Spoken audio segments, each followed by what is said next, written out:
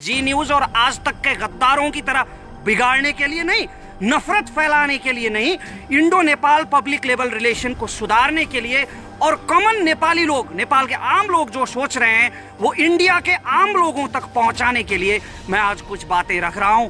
भारतीय गोदी मिडियाहरूको अग्रपन्थीमा आउँछ भारतको जी न्यूज च्यानल र यसका पत्रकार सुधीर चौधरी त्यस्ता पत्रकार हुन् जसलाई भारतको हरेक जनस्तरका कार्यक्रममा लखेटिने गरेको छ र उनी 100 करोड भ्रष्टाचार काण्डमा समेत फसेका थिए। तर पछि मोदी सत्तामा आइसके पश्चात उनले उन्मुक्ति पाएको कुरा जग जाहेर छ।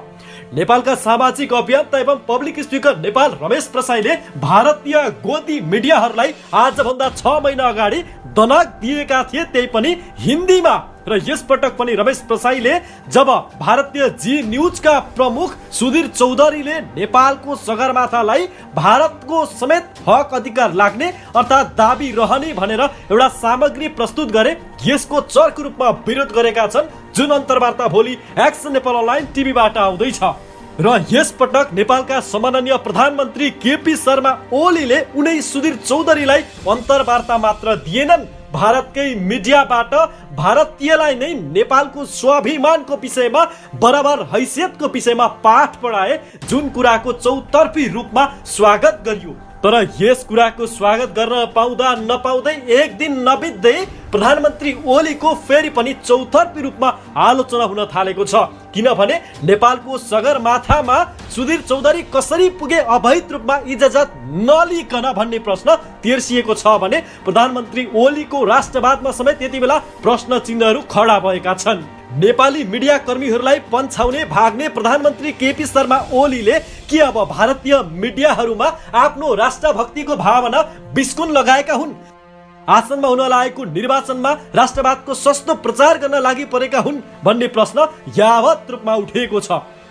सगरमाथा र जी न्यूजको विषयमा रमेश प्रसाईले दिएको अभिव्यक्ति हामी अर्को भिडियोमा अवश्य राख्नेछौँ। तर आजभन्दा 6 महिना अगाडि रमेश प्रसाईले हिन्दीमै भारतीय मिडियाहरूलाई पढाएको पाठ हामी फेरि एकपटक श्रवण गर्दैछौँ।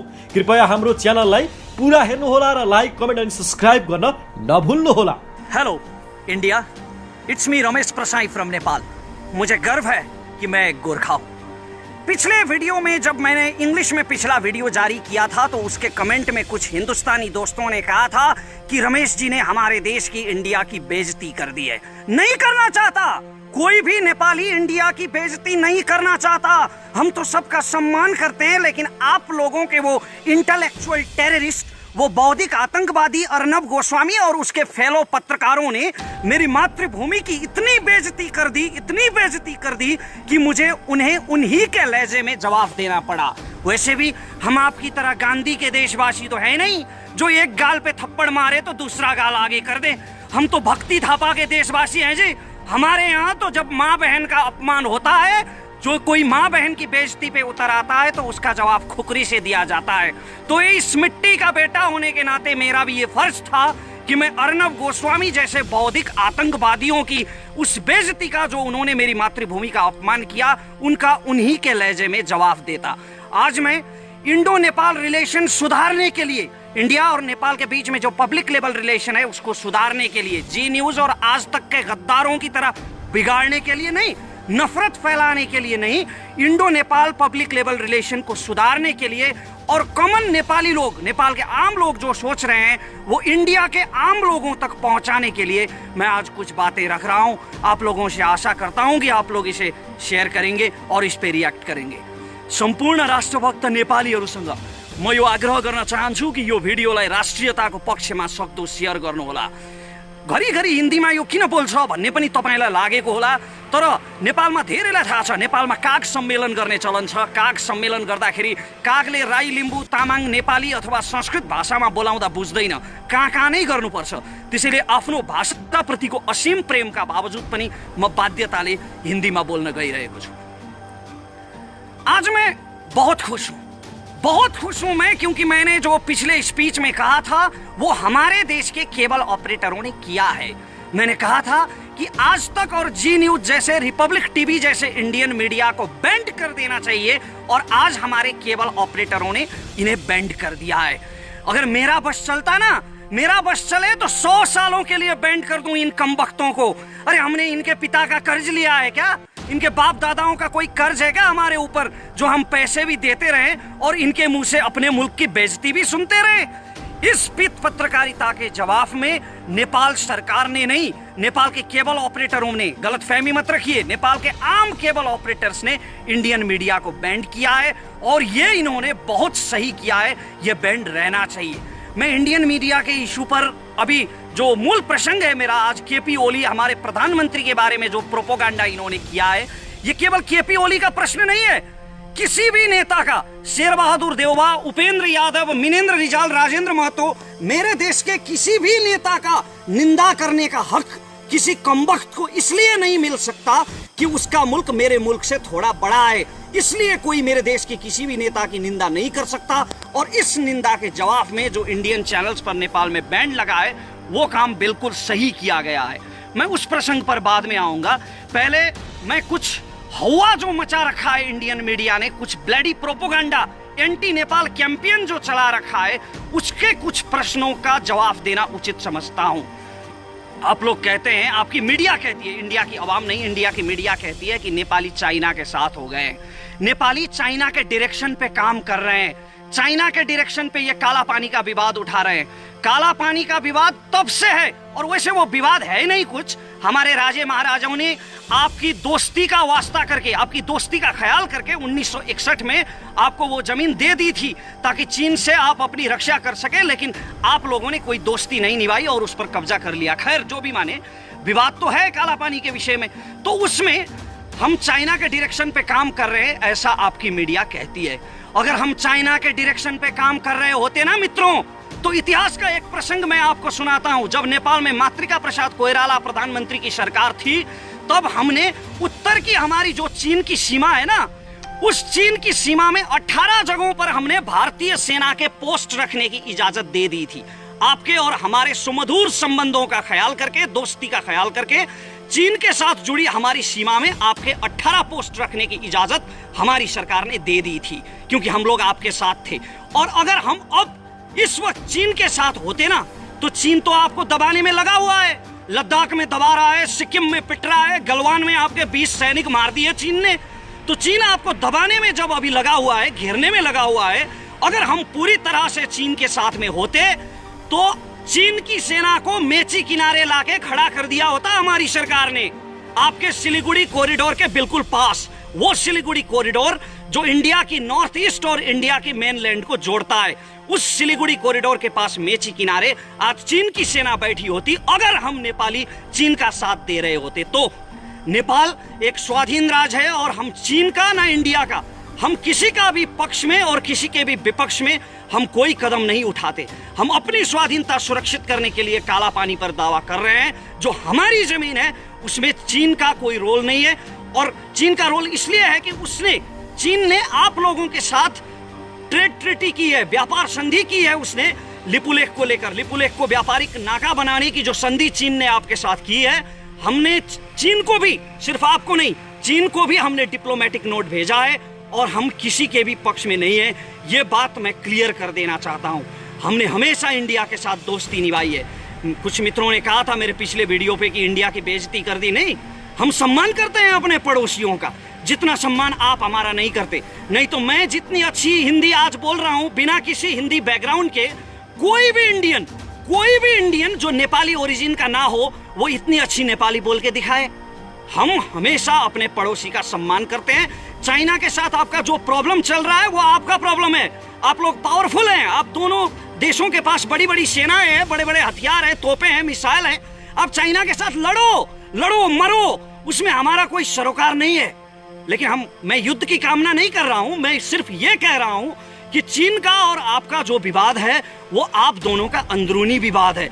और हमारी सरकार ने लिपुलेख और काला पानी के विषय में चीन की सरकार को भी डिप्लोमेटिक नोट भेजा है। तो ये कैसे साबित हो गया कि हम चीन के साथ हैं? ये क्या हुआ मचा रखा है आपकी मीडिया ने? और एक और हुआ मचा रखा है कि नेपाल और इंडिया में जंग हो गया तो क्या होगा। बड़ा अहंकार है भाई आप लोगों को अपनी शक्ति पे, बहुत बड़ा अभिमान है आप लोगों को। इतने छोटे से देश के साथ जंग की कल्पना करते हैं और ये कहते हैं कि नेपाल इंडिया की सैनिक शक्ति के सामने नहीं टिक पाएगा। आप तो बहुत धार्मिक कहते हैं ना आप लोग अपने आप को। अभी तो बीजेपी की सरकार है, उधर आरएसएस की सरकार चल रही है, बहुत धार्मिक कहते हैं आप लोग। तो बड़े गजब के धार्मिक लोग हैं भाई आप लोग राम मंदिर के लिए लड़ेंगे, मरेंगे और सीता के मायके पे हमला करेंगे। वैसे भी आप किसके दम पे ये दावा कर रहे हैं?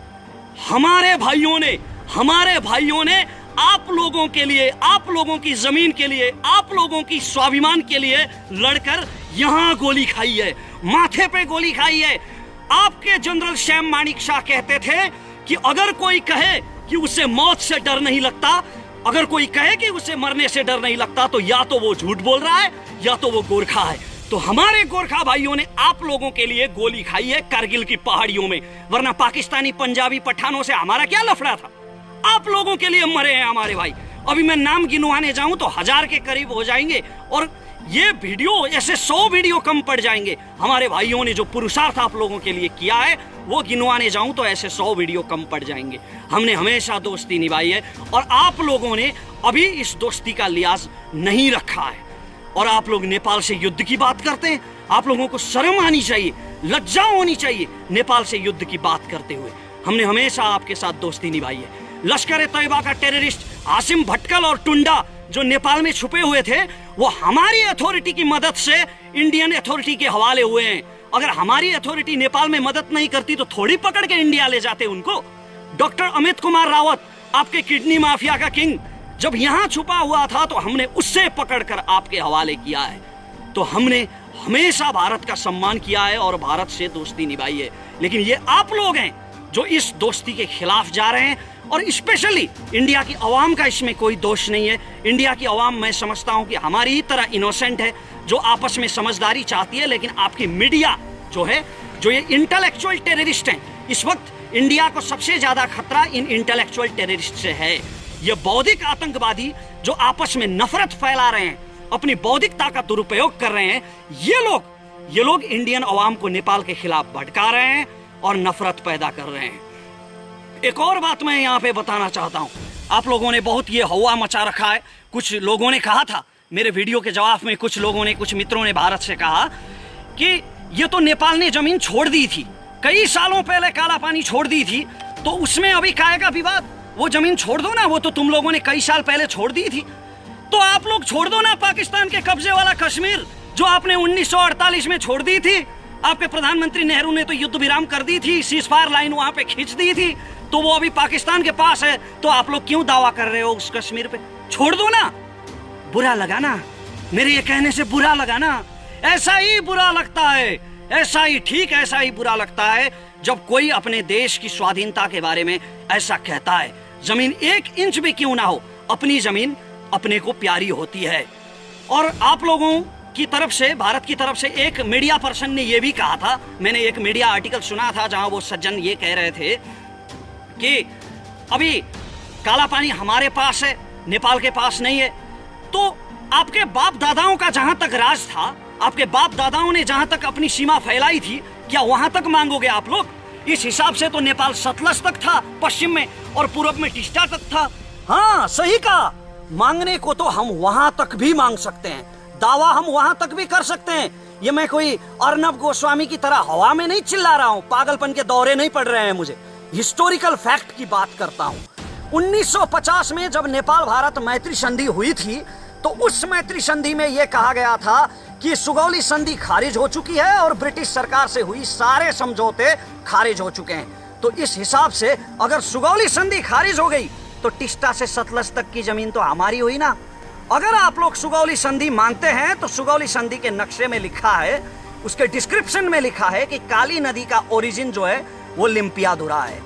वो ब्रिटिश के नक्शों में लिखा है, कई नक्शों में लिखा है। और इतना भी दूर जाने की जरूरत नहीं है, अभी तो बीजेपी की सरकार है ना वहां। आरएसएस के कार्यकर्ता तो बस स्कंद पुराण उठा के देख लें। स्कंद पुराण के मानस खंड के 9वें, 10वें और 11वें श्लोक में महाकाली नदी का वर्णन किया गया है और उसमें यह लिखा गया है कि लिपुलेख पर्वत से पश्चिम का भाग जो है लिम्पियाधुरा, वो काली नदी का ओरिजिन है। तो या तो आप लोग सुगौली संधि को मानेंगे और लिपुलेख, या तो आप लोग सुगौली संधि को मानेंगे और लिम्पियाधुरा काली नदी का ओरिजिन होगा, या तो आप सुगौली संधि को नहीं मानेंगे अगर खारिज मानेंगे तो फिर टिस्टा से सतलज तक हमारा है।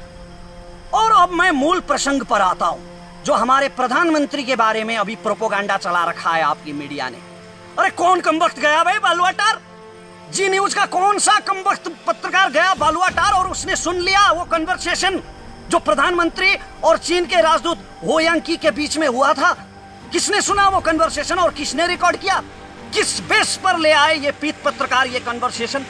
अरे बेशर्मो, कुछ तो शर्म करो। किसी देश के प्रधानमंत्री के बारे में बात कर रहे हो तुम लोग, और प्रधानमंत्री जो बुजुर्ग हैं, अभी अभी किडनी ट्रांसप्लांट हुआ है उनका, फिर भी दम उनमें इतना है कि एक छोटे से देश में बैठ के दिल्ली हिला रहे हैं। तो प्रधानमंत्री के बारे में ऐसे निराधार बात, ऐसे निराधार प्रोपोगंडा किस बेस पर फैलाए गए?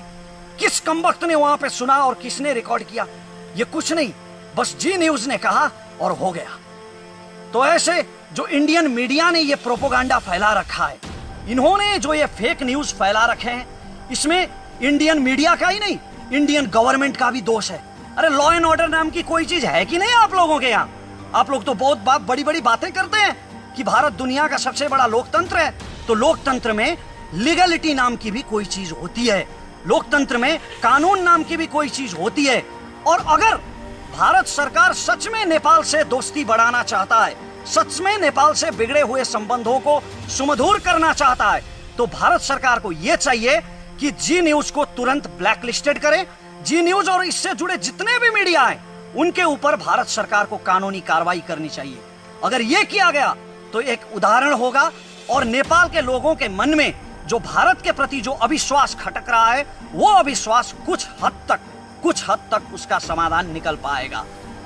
तो ये भारत सरकार को करना चाहिए, और इंडिया की आवाम, इंडिया की जनता जो नेपाल और भारत का संबंध सुमधुर हो, सुदृढ़ हो, ऐसा चाहती है, उन्हें भी ऐसे चैनलों का बहिष्कार करना चाहिए। ये इंडियन मीडिया है ना, जो ये पूरे साउथ एशिया के लिए कैंसर बन चुका है, ये ब्लडी प्रोपोगंडा यूनिट बन चुका है। इनको कोई सच नहीं चाहिए, सच का व्यापार करते हैं ये। और इससे केवल नेपाल ही पीड़ित नहीं है, सिर्फ हम ही पीड़ित नहीं हुए हैं इससे आपका भारत भी उतना ही पीड़ित हुआ है। ये लोग कोरोना के बढ़ते संक्रमण और क्वारंटाइन में पीड़ित भारतीयों की बात नहीं करेंगे। ये लोग एक पेपर में जो खाना खा रहे होते हैं, अखबार के कागज में खाना खा रहे होते हैं, जो उन पीड़ितों के बारे में बात नहीं करती है, उन गरीबों के मजदूरों के बारे में बात नहीं करती है, हिंदू मुस्लिम की बात करेंगे, तबलीगी जमात की बात करेंगे, कम्युनल हार्मनी को बिगाड़ने के लिए और उसका व्यापार करने के लिए। ये मैं फैक्ट के आधार पे कह रहा हूं, ऐसे ही नहीं कह रहा हूं। कोबरा पोस्ट ने, वो चाइनीज नहीं है कोई कोबरा पोस्ट, वो इंडियन मीडिया है, उसने एक रिसर्च किया था आज से 2 साल पहले, जहां पर आज तक जी न्यूज और ऐसे बहुत सारे इंडियन मीडिया के मैनेजर्स और उनके सोर्सेस से मिलकर उन्होंने ये कंफर्म किया था, उनके रिकॉर्डेड बयान थे कि वो लोग पैसे के लिए किसी के भी बारे में घटिया समाचार छाप सकते हैं, किसी के भी बारे में प्रोपोगंडा फैला सकते हैं चंद रुपयों के लिए। ये कोबरा पोस्ट का रिपोर्ट है। और हाल ही में आप ही की एक इंडियन मीडिया ने रिसर्च किया है, जिसमें यह पाया गया है कि बड़े बड़े इंडियन मीडिया और न्यूज चैनल्स के मोर देन 90%, 90% से ज्यादा उनकी खबरें जो होती है वो हिंदू मुसलमान के बेस पर होती है, वो राम मंदिर के बेस पर होती है, ऐसे ही विवादों के बेस पर होती है, विकास के मुद्दों की वो बात नहीं करते। खैर, ये भारत का अंदरूनी मामला है, लेकिन नेपाल भारत का ये जो संबंध अभी इतना ज्यादा नफरत फैला है, इस नफरत के चलते इंडियन मीडिया को बैंड करने का ये डिसीजन ये बहुत सही लिया गया है। और अंत में मैं ये कहना चाहता हूं कि हमारा जो संबंध है, ये रोटी बेटी का रिश्ता जो आप कहते हैं ना, आप लोग जो बड़ा भाई छोटा भाई कहते हैं, वैसे मैं बड़ा भाई मानता नहीं हूं इंडिया को, क्योंकि इंडिया से पहले हमारे देश की उत्पत्ति हुई है। और ये भी मैं फैक्ट के बेस पर कहता हूं। चाणक्य को आप लोग बहुत मानते हैं ना, कौटिल्य को, तो कौटिल्य ने अपने अर्थशास्त्र में लिखा है, जब मौर्य साम्राज्य नहीं बना था, जब चंद्रगुप्त मौर्य ने आपका वो अखंड भारत नहीं बनाया था, वो बनने से पहले कौटिल्य ने अपने अर्थशास्त्र में नेपाल देश का वर्णन किया है। तो इसका मतलब ये होता है कि अखंड भारत से पहले नेपाल का जन्म हुआ है। इसलिए मैं बड़ा भाई मानता नहीं इंडिया को, वैसे भी भाई तो हैं हम। तो ये भाईचारा नहीं हो सकता। आप किसी के प्रति इतना नफरत फैलाएंगे तो ये भाईचारा नहीं हो सकता। हमारा संबंध बहुत पुराना है, इतना पुराना जब मानव सभ्यता का ठीक से उदय भी नहीं हुआ था। हिमालय के हमारे किराती जाके हस्तिनापुर में लड़े हैं महाभारत की लड़ाई में, और राम जानकी का विवाह संगम, वो मुझे दोहराने की जरूरत नहीं है। तो इतिहास से वर्तमान तक हमारा एक सांस्कृतिक संबंध भी है, हमारा व्यापारिक संबंध भी है, हमारा बायलैटरल रिलेशन भी है, दोनों तरफ के लोग। अरे आपके देश से तो कई लोग तो यहाँ भिक्षाटन के लिए भी आते हैं। आपके देश में तो वैसे मैंने सुना है धंधा भी चलता है, ये धंधा भी चलता है कि किसी के पैर काट दो, किसी के हाथ काट दो और उसे भीख मांगने के लिए सड़क पे छोड़ दो। ये मैंने आप ही के मीडिया से सुना है। तो वैसे लोग, हाथ पैर कटे हुए लोग सैकड़ों की संख्या में यहाँ आके भिक्षाटन भी करते हैं। तो दोनों तरफ के लोग एक दूसरे के साथ काम करते हैं और प्रधानमंत्री के साथ, प्रधानमंत्री के विषय को लेकर, प्रधानमंत्री के व्यक्तित्व को लेकर ये जो प्रोपोगंडा फैलाया गया है, इसके बारे में मैं ये कहना चाहता हूं कि ये प्रोपोगंडा अंतर्राष्ट्रीय रूप से भी इसने भारत की बेइज्जती की है। इसे पत्रकारिता के इतिहास में, विश्व पत्रकारिता के इतिहास में इसे काले अक्षरों से लिखा जाना चाहिए। वो आपका देश है, वो आपका देश है जहां सैकड़ों गर्लफ्रेंड्स बदलने वाले चरित्रहीन व्यक्ति को सुपरस्टार का तमगा दिया जाता है। लेकिन हमारे यहाँ कभी नेपाल घूमने आइए आप लोग, नेपाल में कोई भी लीगल रेड लाइट एरिया नहीं है। हम महिलाओं का बहुत ज्यादा सम्मान करते हैं और हमारा नेपाली समाज काफी चरित्रवान है। तो ऐसे प्रोपोगंडा पर यकीन मत कीजिए और मैं इंडियन पब्लिक से ये निवेदन करता हूं कि ऐसे चैनलों का आप लोग बहिष्कार करें। हमारा जो बायलैटरल रिलेशनशिप है, पब्लिक लेवल रिलेशनशिप है, ये हमेशा चलता रहे। इंडिया और नेपाल दोनों देशों की प्रगति हो, यही मैं अंत में कामना करता हूं। और ये नफरत की दीवार जो ये इंटेलेक्चुअल टेररिस्ट फैलाने की कोशिश कर रहे हैं, आपके और हमारे दिल में जो जहर भरने की कोशिश कर रहे हैं, इस जहर से बचें, मैं ये सबसे प्रार्थना करता हूं। धन्यवाद। जय नेपाल। ओके भने रमेशजी, अलिकति हामीले केही प्रश्न गर्नुपर्ने हुन्छ। तपाईँले यो लाइभलाई काटेर आफ्नो फेसबुक पेजमा पनि राख्न सक्नुहुन्छ र तपाईँले सेयर गर्न मन लाग्यो भने अझ गजब पनि हो, सेयर गर्नु एक किसिमको राम्रो तपाईँको बानी पनि हो, हामी यो भन्न चाहन्छौँ। र तपाईँले हामीलाई यति बेला फेसबुक पेजमा मेरो फेसबुकबाट लाइभ हेरिराख्नु भएको छ, जीवन विष्टको फेसबुकबाट भनेदेखि तपाईँले हामीलाई एक्सन नेपाल अनलाइन टिभीबाट पनि हेर्न सक्नुहुन्छ र फेसबुक लाइभलाई तपाईँले जुनसुकै पेजमा पनि राख्न सक्नुहुन्छ। तर एक्सन नेपाल अनलाइन टिभीको भिडियो राख्नु भएमा चाहिँ हामी उचित किसिमको त्यहाँ व्यवस्था भए अनुरूपको कार्य गर्न बाध्य हुनेछौँ। रमेशजी, के छ आज अन्य समयमा भन्दा अलिकति आवाजमा नम्रता, विनम्रता देखियो नि? यो जरुरी छ जीवनजी, किनभने यो सम्बन्ध बिगार्नको लागि होइन। अघि नै मैले भने यो घृणा फैलाउनको लागि बोलिएको होइन। म धेरै कुरा बोल्न सक्थेँ, इन्डियनहरूप्रति, भारतीयहरूप्रति लक्षित गरेर अर्णव गोस्वामीले बोले जस्तै, श्वेता सिंहले बोले जस्तै बोल्न सक्थेँ। तर यो घृणा फैलाउनको लागि लक्षित होइन, यो मित्रतालाई, यो सम्बन्धलाई सुधार्नको लागि लक्षित हो। हामी एउटा पत्रकारिताको सिकारु विद्यार्थी भएको नाताले पनि विश्वका चाहिँ पत्रकारिताका विभिन्न दर्शन तथा सिद्धान्तहरू र पत्रकारिताका एउटा जुन परिधि नम्स हुन्छ, यसलाई हामीले बुझेका छौँ मिडियाले, होइन? एउटा मिडियाको नम्सहरू बुझेका छौँ। तर भारतमा जुन एक किसिमको यो नाङ्गो चरित्र देखियो, यसलाई विश्वले कसरी बुझेको छ जस्तो लाग्छ? मैले अघि पनि भने, यो विश्वको पत्रकारिताको इतिहासमा यो घटना कालो अक्षरले लेखिनुपर्छ र इतिहासले यसको मूल्याङ्कन गर्नुपर्छ। यो पित पत्रकारिता हो। तर भारतकै बौद्धिक जगतले पनि भारतको यो पत्रकारितालाई त गोदी मिडिया, यानि कि सत्ता र शक्तिको पावर वरिपरि घुम्ने एउटा चाहिँ पत्रकारिताको रूपमा बुझ्छ नि? पक्कै पनि र यो स्वाभाविक पनि हो, किनभने भारतीय मिडियामा कहिले पनि सत्ताको विरोध गरिँदैन अधिकांश मिडियाहरूमा।